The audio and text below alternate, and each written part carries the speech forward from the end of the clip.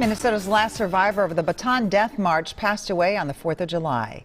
Walt Straka was 101 years old. During World War II, he was a member of the 194th Tank Battalion in the Philippines. John Lordson talked with Walt's son and a family friend about the legacy he leaves behind. I'm so grateful because he says he could have been dead 1,000 times. I wouldn't be here talking to you, and that really hits home. For years, Paul Straka says his father wouldn't talk about the Bataan Death March. We grew up really in the dark about what happened to Dad. When Walt finally did open up, his stories were things movies are made of. After surviving the Death March, in which thousands of Americans died, Walt spent 42 months in a Japanese prison camp. At one point, he was crammed into a hell ship with no food or water and taken to a forced labor camp near Nagasaki.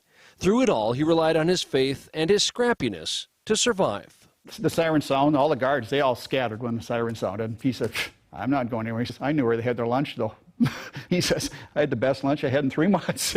That's the Congressional Gold Medal he just got, I think, back last November. After the war, Walt was a business owner in Brainerd, where he and his wife raised 7 children. He became an inspiration to Don Samuelson, whose dad was also on the Bataan Death March, but later died in a prison camp. And never really got over it.